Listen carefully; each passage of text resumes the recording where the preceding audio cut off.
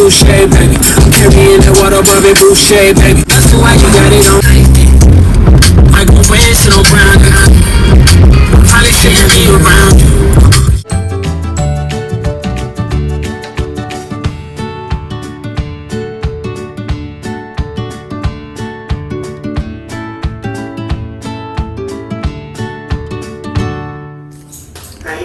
It's your girl Askfrenchij. How you doing next door? So that makes sure my neighbors, on my way to the doctor's office. This is my first sickle cell follow-up since the surgery, and I have my surgery follow-up to next week. So I hope you guys been doing okay. I can't tell because people probably gonna be walking down the hallway.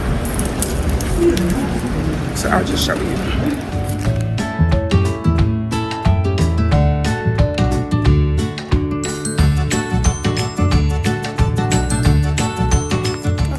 I'm taking the stairs. These stairs are so clean, you guys. Like, I'm sure hardly nobody ever takes these stairs. I did not have my appointment, and I'm gonna tell you why in the garden in a minute.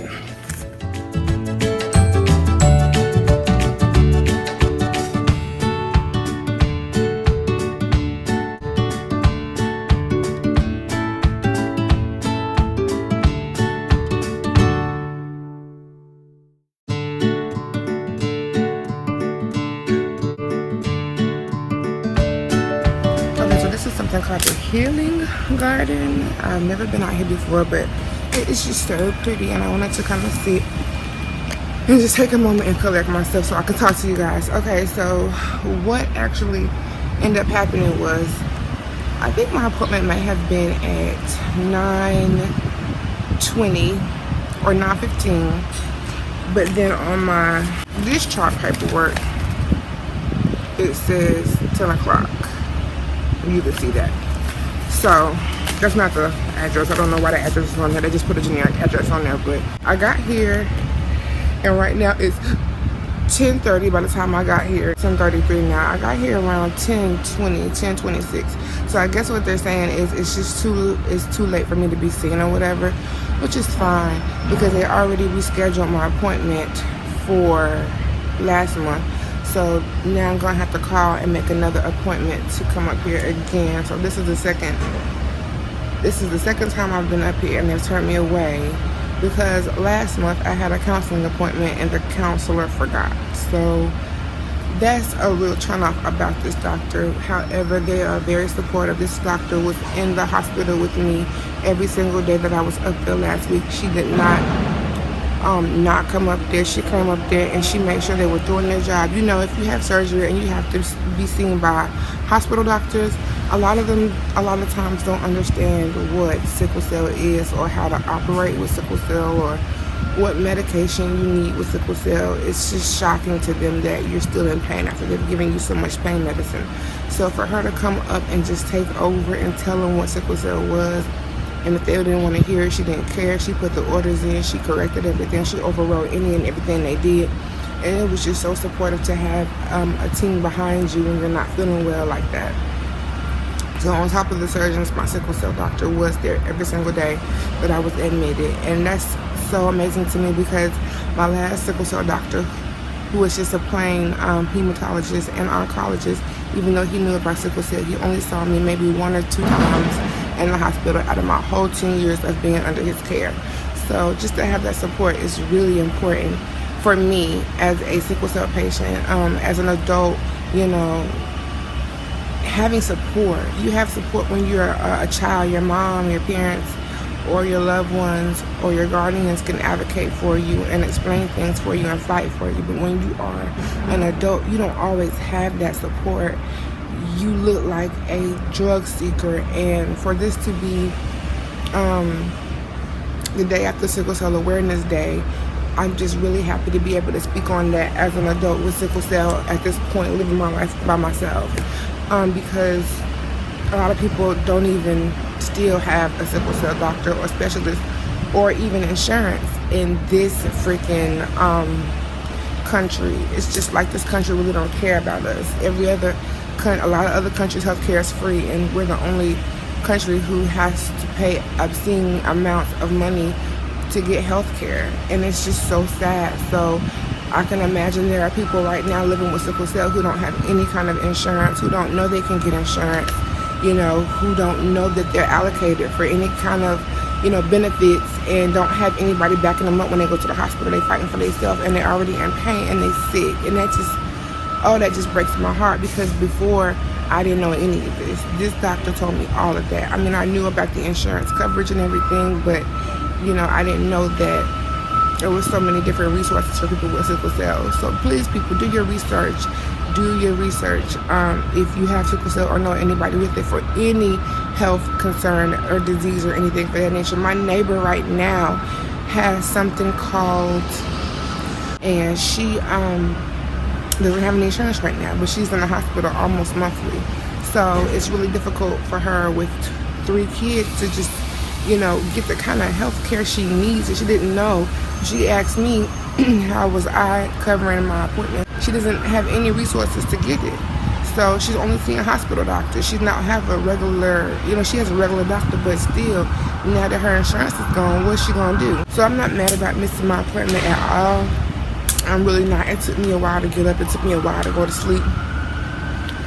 Actually, I just didn't go to sleep on time. I just didn't get up on time. I'm just late, so I really didn't care. I mean, I did care about my health care and seeing my doctor, but I seen her 5 days last week, so I'm not gonna miss nothing. I guess she just wanted to see where my blood counts were at, and she stopped me from taking hydroxyurea for a month. So I guess this would have been the time she would have told me when to start back, but I just have to reschedule, and I have no problem with that, because the issue isn't with the doctors. The issue is with the practice. The issues is with the people who schedule the appointments, the people who make the appointments, the people who are being hired and fired, calling me last minute saying, hey, your appointment canceled, come this day, this time, bye, click, and leaving me voice notes like that. Like, the doctors are doing their job. They see who come in. They know the information of who's coming in when they're coming in. But as far as the people behind the desk and behind the phone, and the people who I have a problem with. And so my doctor has so many patients, it's just ridiculous for her to be able to keep up with everybody, you know, who's not coming in on a regular basis. So that's up to her team. Her team obviously isn't together like she wanted to be. It ain't tight as she needed to be. However, I still appreciate her for coming to the hospital. I think that there are some, this is the actual infusion room right here. I don't want to show too much because there are a lot of patients in there right now, and I don't want to invade their privacy, but this whole healing garden is connected to the infusion center, and this is the infusion center that I would like to get in, but I don't think this infusion center provides pain medicine influence like my other infusion center, so I can still go there though. I did find out and I did ask, and I am able to see both my sickle cell doctors, the one that I used to go to for the infusion center, and then I just come here for regular visits and stuff like that. What else did I want to talk to you guys about? You guys saw my husband in a lot of videos, and I didn't say not one word about it, and that's because I don't want to turn this into a whole product junkie to an XO type of channel where all I talk about is my husband and us getting together and us divorce, and not knocking her or anything. She can talk about whatever she want to talk about, but I didn't want to turn my whole channel to just my husband, that's my husband, that my husband, that's my husband, that. But I do want to address that he has been there for me, supporting me through this whole situation up until after surgery. He had to go out of town to see my stepdaughter graduate from high school.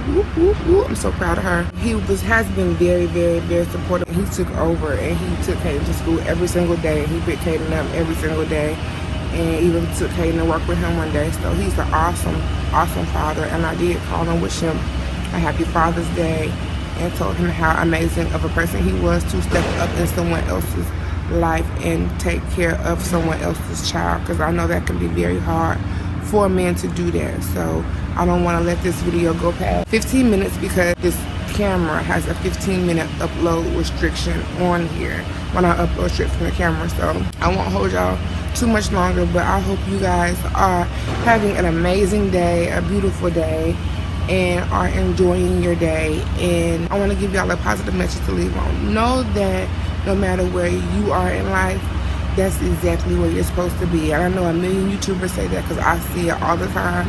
But what I mean by that is last night I was looking at Facebook and Instagram and looking at where everybody else is and what everybody else is doing. It's so in your face. This person at the Caribbean, or in the Caribbean, it's this person at the beach, this person got a mansion, this person got a big house, this person got this kind of car, this kind of car, that kind of car. social media is going wild with people showing you what they have.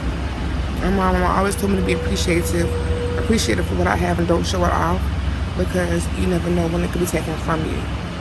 So act like you have something. And that's what I want you guys to take with you today. Know that what you have right now is where you're supposed to be. There's so many pressures to want to have what this person have and what that person have and what this person look like or what this person wearing.